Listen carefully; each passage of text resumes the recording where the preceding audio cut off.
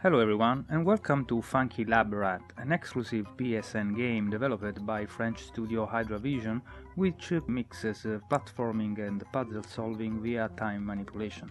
The game runs at 1080p at 60 frames per second but doesn't support 3D. It does support the PlayStation Move though, which is what this video will focus on.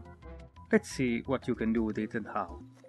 First of all, you use the PlayStation Move to control the direction of the flashlight held by the titular rat in order to chase away the clouds hiding some of the pills you need to collect. It's not mandatory to collect any of the pills to exit a given level, but you will eventually need all of them to unlock levels and finish the game. Pressing the square button at any time during a level pauses the action, allowing you to interact with the wooden objects via a position cursor. Having grabbed them with the trigger, you can then move and rotate them freely to help the rat traversing the level, hopefully collecting as many pills as possible in the process. There is no sensitivity settings with regards to this control interface, and this can be a problem if you sit too far from the screen, but you can increase it manually, so to speak, by setting the camera lenses to narrow. It's important to note that you are given a limited number of pauses per level, meaning you have to think carefully about when to pause and what to interact with while the game is halted. There is also a free rewind option you can use as much as you like by holding down the X button. It helps in fixing mistakes, of course, as well as mitigating frustration when you die or miss a jump, but it doesn't go back past the last time you paused, so there is a possibility to get stuck. In that case, you can quickly restart the level by holding down the square button. As you progress through the game, the levels get more and more challenging, of course, requiring a good deal of both manual dexterity and lateral thinking. While it is generally easy to figure out how to reach the exit of any given level, doing so while collecting all the pills in the process isn't. Quite early into the game, you will start skipping pills you just found impossible to reach without jeopardizing your chances to actually get out of the level, but you will eventually need to get back to those levels to collect what you left behind, which requires a new approach at them altogether. Before getting into a deeper analysis of the Move control interface, let's see how it differs from the one based on the traditional controller. The Move controls offer some clear benefits over the DualShock 3 one. First of all, you can jump by simply pressing the Move button, which you are likely to find more comfortable compared to how jumping works with the DualShock 3. With it, in fact, as your right thumb operates the flashlight orientating the right stick, you have no other option than to use either L1 or R1 buttons to jump.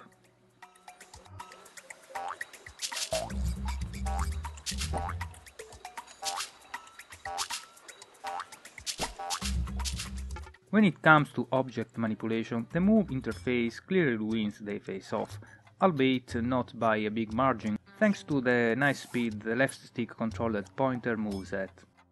Rotating objects with the right stick though is definitely a slower process compared to the twisting action allowed by the Move.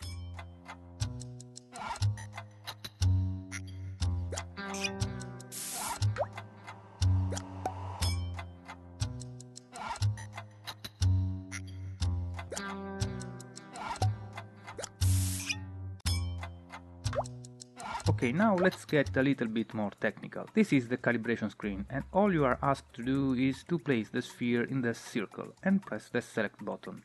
Oddly not the Move one as in other games. While an experienced Move player would likely place the sphere in the circle while pointing the Move at the camera, it is important to point out that literally following the on-screen instructions and hence simply placing the sphere in the circle, whatever the Move orientation relative to the camera, can result in a bad tracking. Not so much when holding the Move vertically as you can see here, but definitely so when holding it at any other angle. Notice how pointing the Move towards the left during the calibration here causes a misinterpretation of my gestures afterwards. This is because the angle data collected during the calibration process is used as a 0 point, so to speak. In fact, if I rotate the Move to the same angle it was at during the calibration and pretend the screen is to my right, the tracking works properly.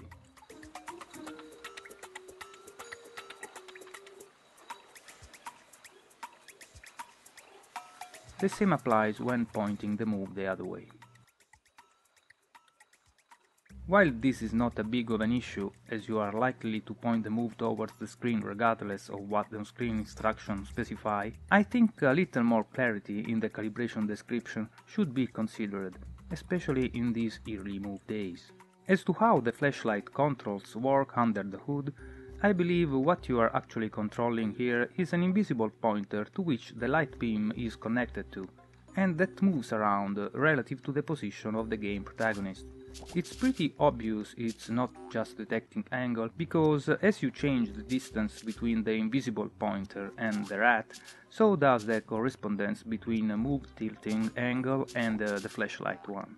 Now, as with anything pointer related with a move, you know drifting issues are usually around the corner, and in a game like this where you don't see the pointer, keeping the drifting at minimum is paramount. While the game does a great job at this, I have discovered a rather strange bug that affects angle tracking after a set amount of time. At some point during the game, you might start noticing the flashlight is not controlling properly. As you can see here, pointing down the move doesn't result in my rat pointing down the flashlight anymore.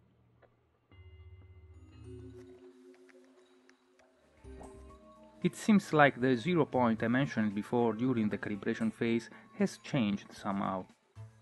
Notice how pointing to the side fixes this. But of course you don't want to play the rest of the game like this, and fortunately a quick recalibration is all you need to get things straight.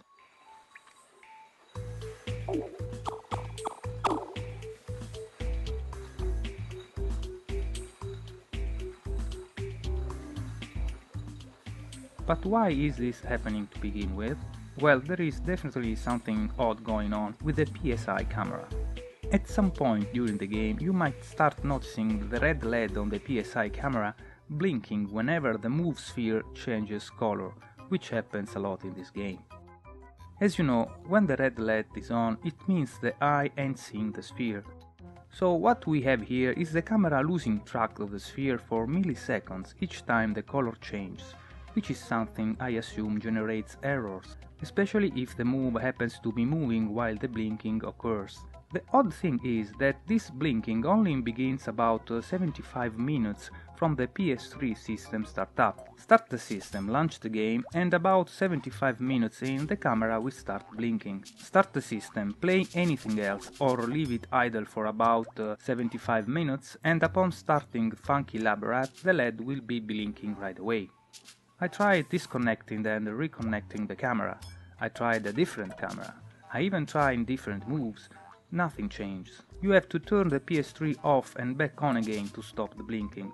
It goes without saying this is an issue that needs further investigation, and that I'm pointing both the developers and Sony to this video. Please also understand that this issue shouldn't prevent you from getting this game, because it's quite brilliant actually. While curious, it's a small issue that sparse quick recalibration keep at bay. Thanks for watching, ciao!